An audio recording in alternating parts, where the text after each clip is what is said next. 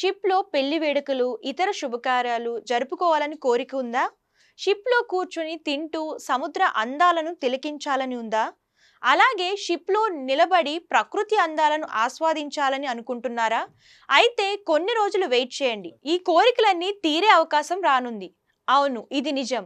బంగ్లాదేశ్ నుంచి విశాఖ ఒడ్డుకు వచ్చిన ఓ షిప్ను అధికారులు ఇలా తీర్చిదిద్దేందుకు సిద్ధమవుతున్నారు. విశాఖపట్నంలోని బీచ్ అందాలను ఎంతసేపు చూసినా తనివి తీరదు. అక్కడి బీచ్ అందాలకు ఎవరైనా ముగ్ధులు కావాల్సిందే. గుర్రపు స్వారీతో పాటు ఇక్కడ ఎన్నో సదుపాయాలు ఉన్నాయి. అందుకే విశాఖపట్నం వాసులే కాదు, ఇతర జిల్లాలకు చెందిన వారు కూడా వైజాగ్ బీచ్ అందాలు చూసేందుకు ఆసక్తి చూపుతారు. తాజాగా ఇదే బీచ్లోని తేనేటి పార్క్ వద్ద సందర్శకులను ఆకర్షించేందుకు ఏపీ పర్యాటక శాఖ కీలక నిర్ణయం తీసుకుంది. 2020వ సంవత్సరంలో వచ్చిన తుఫాన్ దాటికి విశాఖ నగరం గజగజ వణికింది. తుఫాన్ దాటికి నగరంలోని కొన్ని ప్రాంతాలు జల దిగ్బంధం కాగా ప్రభుత్వం యుద్ధ ప్రాతిపదికన చర్యలు చేపట్టింది. ఆ తుఫాన్ సమయంలో బంగ్లాదేశ్కు చెందిన ఎంవి మా అనే షిప్ విశాఖ ఒడ్డుకు చేరింది. ఈ సమాచారం అందుకున్న బంగ్లాదేశ్ ప్రభుత్వం షిప్ను తరలించే ప్రయత్నం చేశారు. అయితే షిప్ మరమ్మతులు పూర్తి కాకపోవడంతో అందులోని సామాగ్రిని వారు తీసుకువెళ్లారు. అప్పటి నుంచి షిప్ పార్క్ వద్దనే ఉంది. తేనేటి పార్క్ వద్ద షిప్ ను అభివృద్ధి పరిస్తే చాలా సందర్శకులను అమితంగా ఆకట్టుకోవచ్చని ప్రభుత్వం భావిస్తుంది. విశాఖ వాసులు కూడా షిప్ ను ఏపీ టూరిజం శాఖ స్వాధీనం చేసుకోవాలని అంటున్నారు. ఫిబ్రవరి 2021లో గిల్ మెరైన్ సంస్థ నుంచి దీని టూరిజం శాఖ స్వాధీనం చేసుకోవాలని నిర్ణయించింది. ఈ క్రమంలోనే షిప్ ను తేలియాడే రెస్టారెంట్ గా మార్చేందుకు గత వైసీపీ ప్రభుత్వం 10.5 కోట్ల అంచనాతో ఆమోదించింది. అయితే ప్రస్తుతం కూటమి ప్రభుత్వం అధికారంలోకి రాగా మళ్లీ షిప్ అంశం తెరపైకి వచ్చింది. ఇప్పటికే పర్యాటక ప్రాంతాల అభివృద్ధికి శ్రీకారం చుట్టిన ప్రభుత్వం తాజాగా షిప్ ను తేలియాడే రెస్టారెంట్ కంటే ఇదే షిప్ లో బార్, రెస్టారెంట్, ఫంక్షన్ హాల్ సౌకర్యాలను కల్పించాలని భావించింది. ఈ ప్రాజెక్ట్ అనుమతి కోసం టూరిజం శాఖ ప్రతిపాదనలను పంపించింది. ఈ ప్రతిపాదనలకు అనుమతి లభిస్తే అతి త్వరలోనే సందర్శకులకు ఈ షిప్ అందుబాటులోకి రానుంది.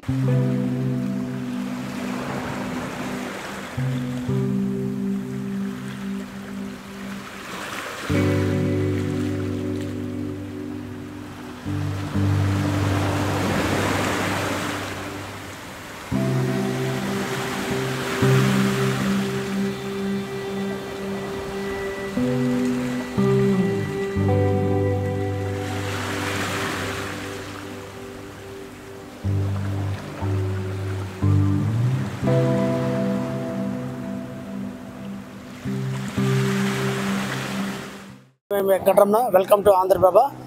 ఈరోజు విశాఖపట్నం తేనేటి పార్క్ వద్ద భారీ షిప్ వద్ద మనం ఉన్నాం. ఈ భారీ షిప్ అనేది బంగ్లాదేశ్ నుంచి కూడా తుఫాను తాకిడికి విశాఖ తీరానికి అయితే చేరుకుంది.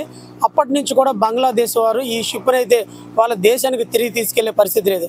అయితే దీనికి సంబంధించి ఇండియన్ గవర్నమెంట్, అదేవిధంగా ఏపీ గవర్నమెంట్ కూడా, ఏపీ టూరిజం వాళ్ళు దీన్ని ఆ టూరిజం కింద వాడుకునే పరిస్థితి అయితే అతి త్వరలో కనిపిస్తుంది.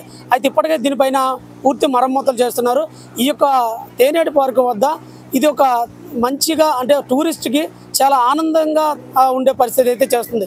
ఎందుకంటే మనం చూడొచ్చు, ఈ యొక్క షిప్ పైన పూర్తిగా మరమ్మతులు అవుతున్నాయి. ఈ పైన అయితే పూర్తిగా టాప్ అంతా తీసి ఒక పర్యాటకులకు సంబంధించిన పూర్తిగా ఫుడ్ కోర్టు, అదేవిధంగా దీనికి సంబంధించిన రెస్టారెంట్ అని కూడా కట్టడానికి ఆ ఏపీ టూరిజం అనుమతులు ఇచ్చిందని చెప్పవచ్చు. అయితే విశాఖపట్నానికి ఎన్నో బీచ్లు, అదేవిధంగా ఎన్నో పార్కులు, ఎన్నో విశేషాలు ఉన్నా సరే కానీ ఈ యొక్క భారీ షిప్ పైన ఉన్న ఈ యొక్క టూరిజం స్పాట్కి చాలామంది విశాఖ వాసులే కాకుండా, ఉత్తరాంధ్రే కాకుండా యావత్ భారతదేశం కూడా ఎదురు చూస్తుందని చెప్పొచ్చు. ఎందుకంటే భారీ షిప్ పై సముద్రపు మధ్యలో ఇప్పటి వరకు కూడా ఎలాంటి టూరిజం స్పాట్ లేదు. ఇది మొట్టమొదటిసారిగా టూరిస్ట్ స్పాట్గా నిలుస్తుందని చెప్పొచ్చు. అయితే దీనిపై మరికొన్ని విషయాలు కిందకెళ్ళి కొంతమంది టూరిస్టులను అడిగి తెలుసుకునే ప్రయత్నం అయితే చేద్దాం. నాతో పాటు రండి. నా పేరు ప్రవళిక, మాది చోడవరం దగ్గర నుంచి వచ్చాము. ఈ విశాఖపట్నంలో ఉన్న తేనేటి పార్క్ వద్ద భారీ షిప్ ఉంది కదా, అది టూరిస్టులేమో టూరిజం ప్లేస్కి టూరిస్టులేమో వచ్చి ఈ యొక్క షిప్ని టూరిస్ట్ షిప్ కింద చేంజ్ చేయడం మాకు చాలా ఆనందంగా ఉంది. ఇంకా ఇలా వచ్చి మా విశాఖపట్నాన్ని మరింత మెరుగుపరచాల్సిందిగా కోరుకుంటున్నాం. ఇంకా ఇలాంటివన్నీ కూడా మాకు చాలా ఆనందాన్ని తెచ్చివేస్తున్నాయి. ఇంకా ఇలాంటివి కూడా మా విశాఖపట్నానికి మంచి పేర్లు కూడా తెస్తున్నాయి. Thank you. నా పేరు భవానీ, మా ఊరు బత్తిలి, మన్యం జిల్లా. బంగ్లాదేశం నుంచి వైజాగ్ విశాఖపట్నంకి ఈ బోటు కొట్టుకొచ్చింది. ఈ బోట్లోని హోటల్స్, స్విమ్మింగ్ పూల్స్ ఉండడం వల్ల వచ్చిన టూరిస్టులందరికీ చాలా ఉపయోగపడుతుంది. ఇంకా ఈ బోట్లోని అన్ని మరి కొంచెం ఫెసిలిటీస్ ఉంటే ఇంకా టూరిస్టులు వచ్చి ఇంకా సంతోషపడతారని కోరుకుంటున్నాం. హలో వైజాగ్, అందరికీ నమస్తే. నా పేరు మూర్తి. అయితే ప్రజెంట్ ఇక్కడ ఉంటుంది అయితే ఇప్పుడు మన ఉన్న ప్లేస్ అయితే తేనేటి పార్క్ బీచ్. ఇది జోడుగులపాలెం ఇంకా అప్పుగారి దగ్గరలో ఉంటుంది. అయితే ఈ షిప్ కోసం చాలామంది ఇక్కడికి వచ్చి అడుగుతున్నారు. సో ఈ షిప్కి వచ్చేసి దీని ఫ్లాష్ బ్యాక్ ఏంటంటే ఇది బంగ్లాదేశ్ నుంచి వచ్చింది 2014-15 ఆ ఇయర్లో. అయితే ఇక్కడికి వచ్చేసి ఇప్పుడు షిప్ ఒక 2-3 years వరకు ఏం వర్క్ దీనికి ఏం చేయలేదు, అది అలా పడుంది అంతే. అయితే కొన్ని రోజుల తర్వాత మళ్ళీ గవర్నమెంట్ హ్యాండ్ వర్క్ అయిపోయింది అనమాట. ఇక్కడ విశాఖ టూరిజం వాళ్ళు తీసుకున్నారు బంగ్లాదేశ్ వాళ్ళ దగ్గర. అయితే ఇప్పుడు ఈ షిప్ వచ్చేసి ఇక్కడ బార్ అండ్ రెస్టారెంట్ అన్నారు, తర్వాత రెస్టారెంట్ అన్నారు, హోటల్ అన్నారు, సంథింగ్ అవుతున్నాయి. కాకపోతే ఏంటంటే ప్రజెంట్ అయితే లోపల ఉన్న స్క్రాప్ అంతా తీసేస్తారు, రీమోడలింగ్ అది చేస్తున్నారు. ప్రజెంట్ అయితే హోటల్ అని అంటున్నారు. యాక్చువల్లీ ఈ ఇయర్ లో ఓపెనింగ్ అన్నారు కానీ ఇప్పటికైతే ఇంకా ఓపెనింగ్ అవ్వలేదు, ఇంకా 2 years పట్టేటట్టే ఉంది. ఇక్కడ జోరుగులపాలెం నుంచి ఇక్కడ షిప్ బ్యాక్ సైడ్ వరకు రోడ్డు కూడా ప్లానింగ్ చేశారు, అది సగం వరకు చేసి అయిపోయింది కూడా అక్కడ జోరుగులపాలెం నుంచి.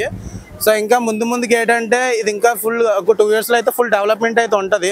సో బయట నుంచి ఎవరైనా వచ్చి చూడడానికైనా సరే చాలా బాగుంటుంది. ఇంకా లోపలికి వెళ్ళి ఫొటోస్ కూడా తీసుకోవచ్చు, మన రెస్టారెంట్ కూడా అవుతుంది. సో ఫుడ్ అది కూడా పైన స్విమ్మింగ్ పూల్ కూడా ప్లానింగ్ చేస్తున్నారు. పైన బార్ అండ్ రెస్టారెంట్ అవుతుంది, కింద కూడా రెస్టారెంట్ అవుతుంది. అక్కడ చూస్తే మనకి పైన అకామిడేషన్ ఉంటుంది షిప్ పైన. ఆ షిప్ పైన అకామిడేషన్లో రూమ్స్ కూడా ప్లాన్ చేస్తున్నారు. సో షిప్ అయితే మనం వైజాగ్ వచ్చామంటే పక్క ఈ ప్లేస్కి వచ్చి షిప్ అయితే చూడకుండా వెళ్ళాలంటే ఎవ్వరు లేరు. సో మీరు కూడా వచ్చి చూసి బాగా ఎంజాయ్ చేస్తారని మనస్ఫూర్తిగా కోరుకుంటున్నాను. So thank you. మొత్తం మీద విశాఖపట్నం తేనేటి పార్క్ వద్ద ఉన్న ఈ యొక్క షిప్ అయితే మరికొద్ది రోజుల్లో పర్యాటకులకు అందుబాటులోకి రానున్నాయి.